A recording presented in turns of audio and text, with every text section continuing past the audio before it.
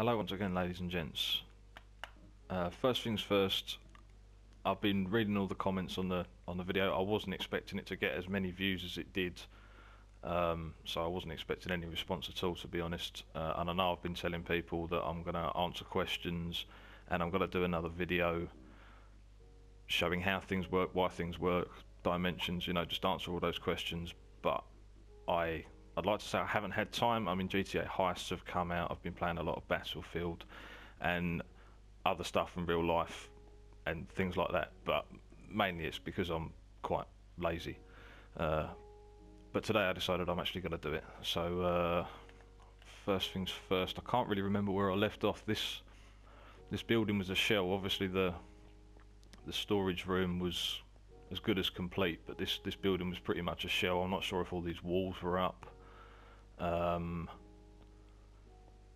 So we've got walls, windows, we've got beacons scattered around now, one on each corner. So we get a nice speed 2 buff as we're running about, because I am forever, you know, going to storage, going to pick something up, and then either somebody asks me, oh, can you pick that up while you're there, and I'm already 50 blocks away, or I forget something, so at least you can get back there and pick up your stuff nice and quick, or quicker anyway. I'll go upstairs and I'll show you my little house that I've built on top. I'm pretty damn sure that this wasn't there. Troll door. Yeah, I built myself a little house, excuse me,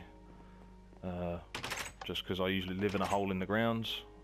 Quite proud of this room, actually. We've got just sort of space filling rooms. People have got beds dotted about.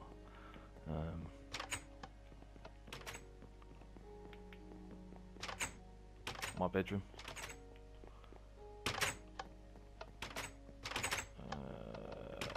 Quite pleased with this room as well, actually. I quite like the fireplace and that. It's all lit up with daylight sensor, so I'm not very happy with the daylight sensors because they come on quite late at night, so it's already pretty much, you know, mobs can spawn just before they come on and they go off really early, so it's still quite dark when they go off, so it's a little bit of a mob trap. So I've had to put loads of glowstone and what have you about. I'm going to have a little lawn up here, nice little balcony going all the way around. So that's my house. The obligatory tower and water elevator. I was going to do something up here, but I have an idea and it never comes to fruition. I never complete anything. So yeah, beacons on each corner. We've got a beacon over in the mine as well, actually, which is handy for about 50 blocks.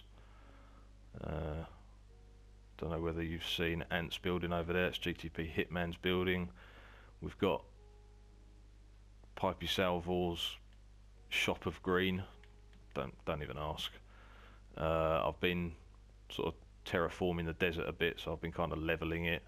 You can probably just see over there if I get the right angle.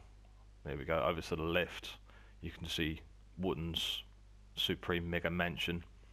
I'll see if I've got time, but I probably won't have time. I can only do 15-minute videos because I'm using the PlayStation's inbuilt capture capability.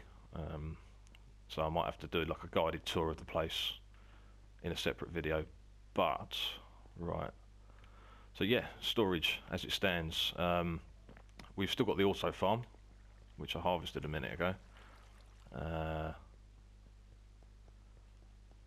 The egg factory came back. Problem with the egg factory was that we had 3 or 4 chickens in there, and they just pooped eggs at an alarming rate, and they're not put into storage because they don't stack in 64s, so they just ended up filling up the overspill boxes here. And how many eggs do you really need? So we've got 1 chicken in there. He's pooping them out every now and again, and I just keep them for, you know, if somebody wants a chicken farm somewhere, just go and grab a couple of stacks of eggs and off you go. This is the auto furnace, which I know somebody was asking about. I completely forgot to write down your name, my man. I do apologise, but somebody was asking about this, and it works something like this. Let me try and get my head around this. This is the same butler system, so this guy's constantly whizzing around in a circle, a hopper cart. So he'll be picking up whatever comes out of the bottom of these furnaces, the cooked product. So, yeah, let me find a way around. So here we have, let's try and do this properly, right. So, hopper goes into furnace.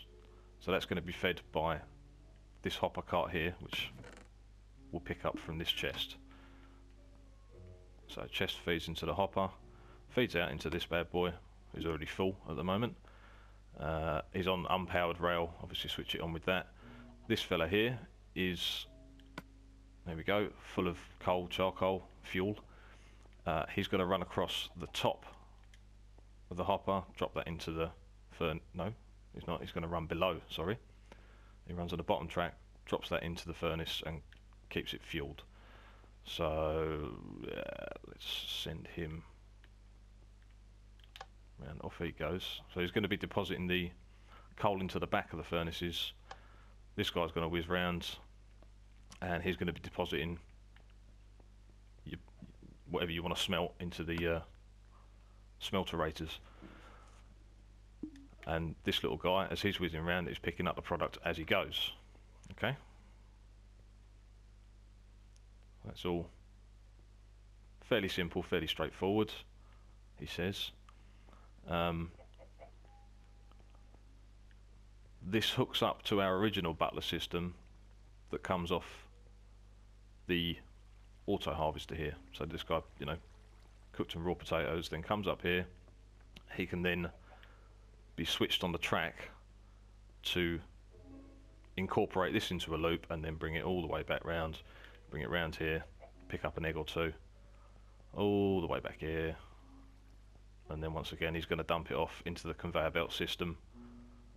Everything will be housed where it could be housed. If not, it gets put into our overspill. Speaking of which, I'm absolutely full of crap here. Let me empty myself out.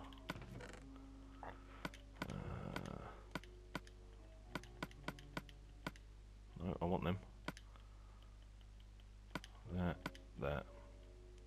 No, I want them. Right. So I'll go and flick a switch and you can see. I'll turn these off because I really don't need to A, be using the fuel, and B, I don't need any more glass. We've nearly got a double chest full, so turn them both off. You get back up there. Come on. There we go. Well done. Hopefully you'll be filling up now. I should be able to show you that. No. No. Give me a nudge.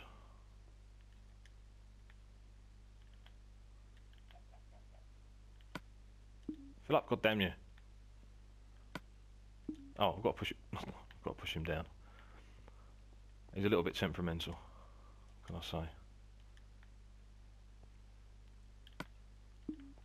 Please God, for the love of everything that's holy.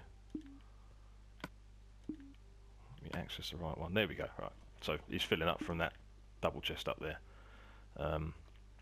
This guy is going to be full of stuffs now. Is there anything left in these? Yeah, there's still some, but I'll send him off anyway. I'm not sure if you'll be able to see this. I'll wait for him to do one lap and I'll try and run round. Right, so I'll flick that. So he's going to come round now, off those rails. He's down there, he's out of there, picking up the eggs, depositing, coming back round, picking up anything from there, back around, picking up what's left, down, out, and around, and depositing, and so on and so forth.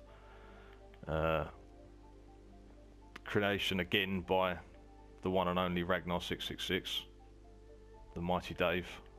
He built all this. Again, incredibly simple, yet complex, and just wonderful, fantastic bit of engineering by him. The only thing you don't get, you're going to lose all your XP. So if you're ramming through a double chest of anything and you want it smelted, you're not going to get the XP for it because you're not extracting it from the furnace itself. But for massive jobs, who cares, to be honest. You know, if you're smelting up a stack of iron or whatever, you can do that by hand. Who was it? Jeremy Schmidt wanted to know how wide and how long the building was. I wasn't 100% sure whether he meant the storage area here or the actual building itself. So the dimensions of this from redstone corner to redstone corner is 44 by 44, but you can have it as big or as small as you want. You know, it all completely depends on what you're after, how many chests or items that you want to store. You know, it could be a 20 by 20, it could be 100 by 100. Just bear in mind that the more stuff you've got going on here, the more redstone and the more items, the laggier it's going to get in this area. And again, you don't have to have 3 tiers of chests.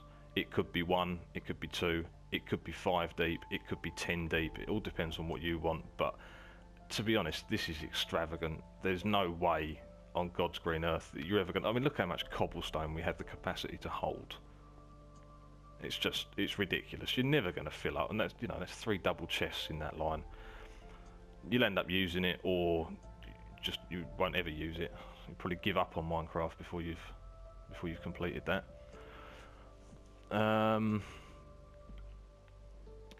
The skin of this building, it wasn't built with anything in particular in mind. This storage system started off as what we wanted to build, and then we just built a skin around it. So that ended up being a random 94 by 64, and it just was what it was. We knew we wanted to make some room here for probably an auto harvester, probably the furnace that turned up eventually. We just wanted a bit of room. There's nothing worse than building it and thinking, God, I wished it was 5 blocks wider, you know. So we overbuilt, and it's a good job. Everything fits in nicely. So did have some issues that I should really clear up regarding the programming of the hoppers. What's going to happen if you've copied this design, once you've filled up one of these tiers, it's going to start to back up. So you've got filled chests all the way back here. It's then going to back up and fill up this hopper, which is then going to back up and fill up the programmed hopper. And as soon as that's filled up, it's going to take out that entire lot of programming. It basically puts a brick wall down here. Nothing will pass further than that brick wall there, and everything will then start to pour into the chest before it. So you're going to end up with all your random stuff pouring into those chests. It took me ages to work out what was going wrong and why, but the remedy I managed to do was, and I think it looks quite nice, you're going to have to do is work out which one's full. You're going to have to come down here. I've had to obviously dig this out a bit, make it nice and easy access, but you're going to have to chop out the programmed hopper once that top box is full. You'll have to knock off the comparator and then chop the hopper off. It's probably going to bounce into any one of these hoppers.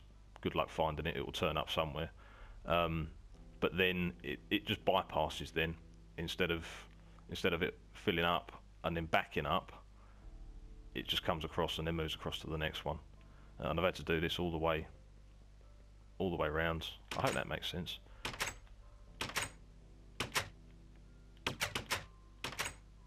And we've got it with the dirt one here as well, where the dirt is filled up to the top, and we want it to bypass, just move along and then straight down into the next one. I think it looks quite pretty with the glass there as well. It's nice to see a bit of the redstone going on.